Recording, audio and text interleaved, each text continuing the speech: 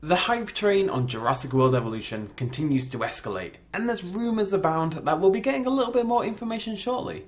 Until that happens, I thought today we'd discuss one creature we're still pretty unsure will be in the game at all, and if it is, how would that even work? The Mosasaurus. We have not had a single hint of the Mosasaurus so far, let's just get that out of the way right now. There's no suggestion it's in the game or that either aquatic creatures or pterosaurs will be featuring in Evolution. It wouldn't wholly surprise me if they weren't. After all, the Mosasaurus is the only prominent aquatic creature in the franchise, and the pterosaurs hardly come with much variety either. It'd be a lot of work to let us build custom aviaries and aquatic exhibits for just a handful of creatures. Saying that, the Mosasaurus was huge in Jurassic World, and it will be back in Fallen Kingdom, and the pterosaurs have been a pretty big part of the films ever since the iconic aviary scene in Jurassic Park 3. I'm personally of the opinion that we'll get a Sea and Skies DLC pack down the line, and that'll open up the possibility of aviaries and aquatic exhibits, with a little bit more creature variety included. But if they wanted to feature just the Mosasaurus until then, and kinda cash in on the hype of its Fallen Kingdom appearance, how could that be done without requiring like 1 billion hours worth of work? And there's a few options I've come up with. The first is to simply go the same route as Jurassic World the game.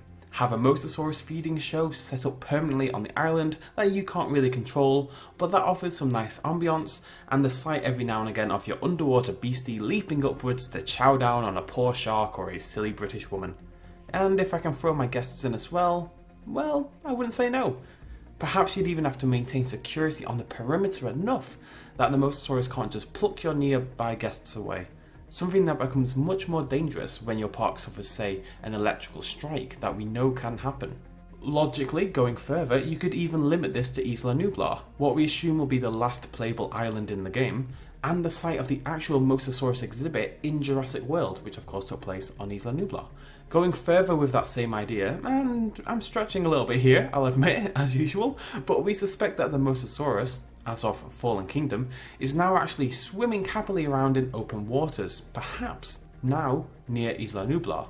Maybe one of your challenges upon reaching that final island, or one of the final rewards from one of your developing tech trees, probably the security one, is the ability to wrangle the loose Mosasaurus up, restore the feeding show and begin to run it once more.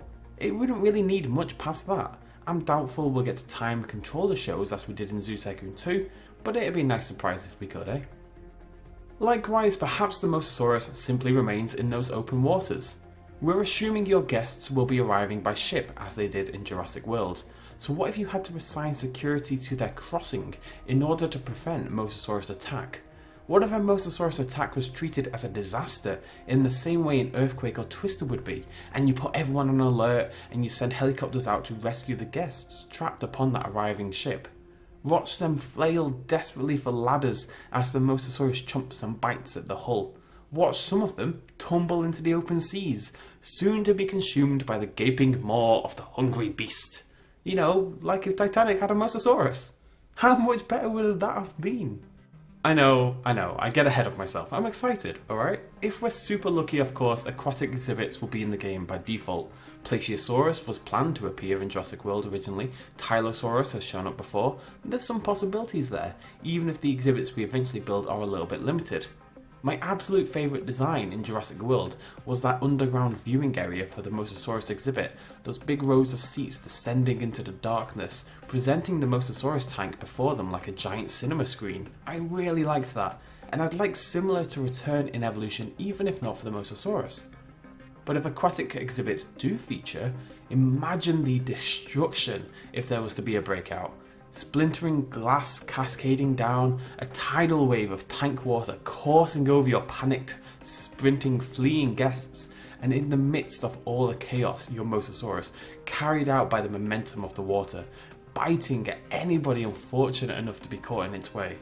It's incredibly unlikely, at least in the base game, but I'd be damned if it wouldn't be exciting. It's starting to worry me a little bit that most of my favourite ideas for Jurassic World Evolution involve my guests being brutally eaten alive. But I've always had a love for any media that involves animals eating people. Is that weird? Probably. shut up.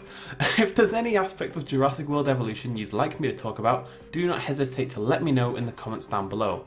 I'm away for 3 or 4 days next week at the start of the week, and I'd love to do a few of these videos for whilst I'm away, so lay it on me folks. Until then, cheers, much love, and as always, bye bye. Hey guys and girls, thanks for watching. YouTube has been my full-time job for years now, but the adpocalypse and YouTube's frustrating new monetization system are making it tougher to survive and keep all of my organs. If you want to help keep the channel alive, consider throwing a little pledge at my Patreon page. It's not at all expected, and by just watching this video you've really helped me out. But if you feel like giving a little bit more, or you happen to be a Russian oligarch billionaire and want to support me, you can do so right there. Cheers.